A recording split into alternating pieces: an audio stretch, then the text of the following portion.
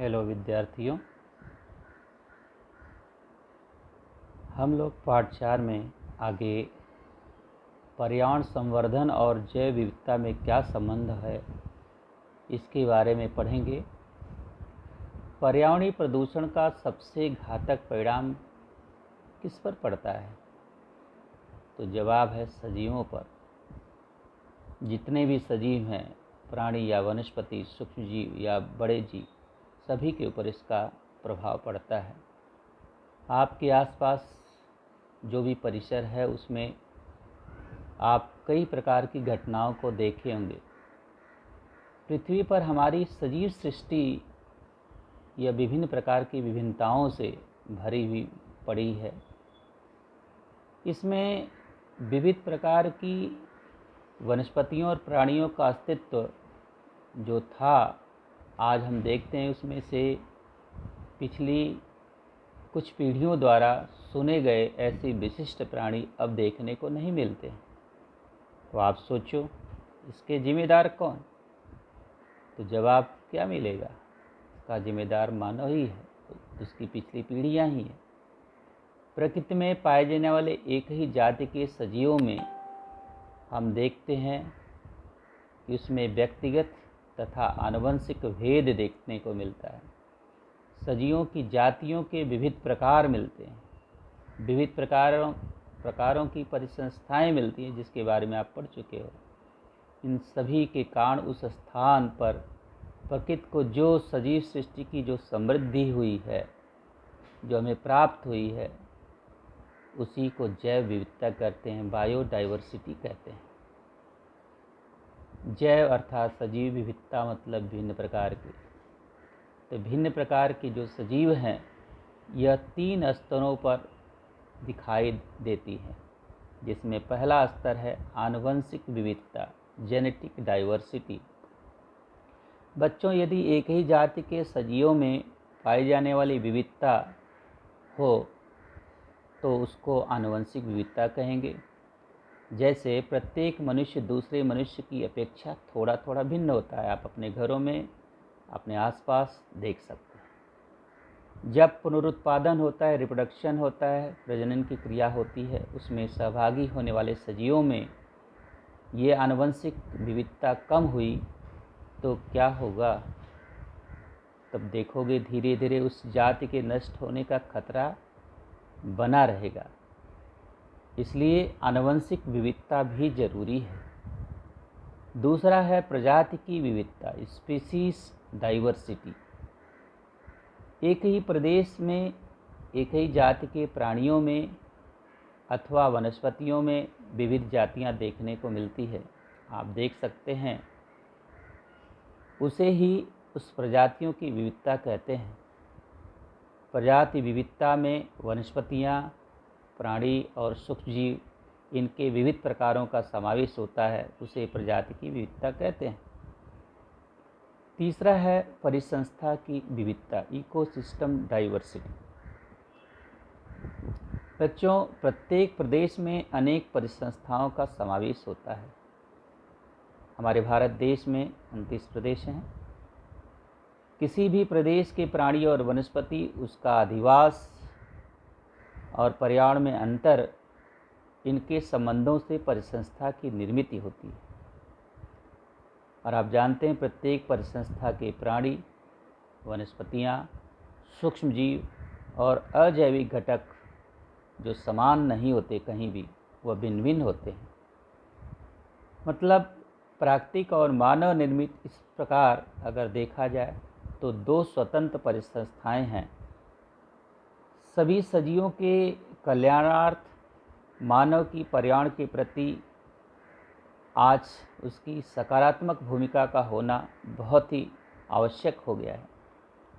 उसमें निम्न भूमिका का होना आवश्यक है, जैसे संगठक, मार्गदर्शक के रूप में या वृक्ष मित्र के रूप में। ये 2 हैं। विद्यार्थियों, आपको कौन सी भूमिका करना पसंद है? कोई भी एक भूमिका चुन लें। अपने पर्यावरण के प्रति प्रेम रखते हुए उनके लिए आप कौन कौन सा प्रयत्न कर सकते हैं, वैसा करके हमें अपना अनुभव लिखें। बच्चों, क्या आपने देवराई का नाम सुना है? सैक्रेड ग्रोव्स या देवराई। ये देवराई जैसा शब्द से स्पष्ट है, ईश्वर, देव ईश्वर से बोध करता है।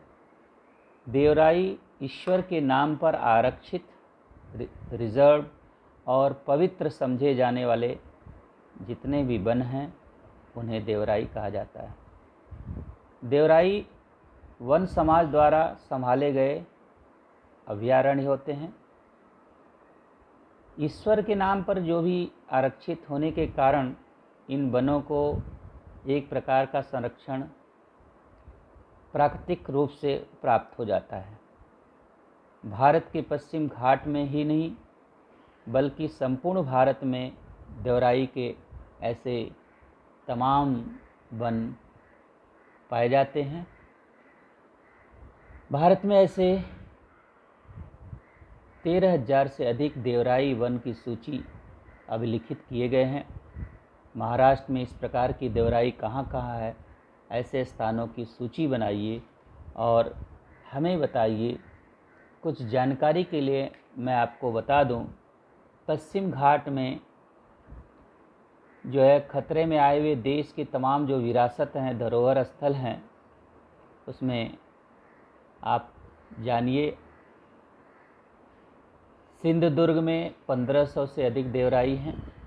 रत्नागिरी, पूना और सतारा जिला में आप देख सकते हैं। महाराष्ट्र में कुल 2820 देवराई पता है, जिसमें अनेक ईश्वरीय स्वरूप मारुति, वाघोबा, विठोबा, वीरोबा, खंडोबा, सिरकाई इन देवताओं की पूजा करते हैं, जिससे जंगल की रक्षा होती है।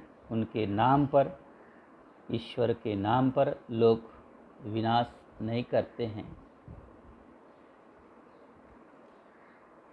तो खतरे में इन देवराई को भी खतरा आ गया है। लोगों की मानसिकता सिर्फ अपने लाभ के बारे में सोचने लगे हैं। बच्चों, अगर देखा जाए तो जिस थाली में हम खा रहे हैं उसी थाली में कहीं न कहीं छेद कर रहे हैं। इस तरह से भारत में तमाम जातियां विलुप्त हो सकती हैं, उनकी विविधता समाप्त हो सकती है, जिससे तमाम समस्याएं निर्मित होंगी और उन समस्याओं के कारण तमाम दुष्प्रभाव सबके ऊपर हो सकते हैं। तमाम प्रजातियां लुप्त हो जाएंगी। बच्चों, तुम रास्ते में चलते हुए कुछ चिन्ह देखे होंगे, जिसमें आप इस चिन्ह को देख करके पहचानें, जिसे हमने लिखा।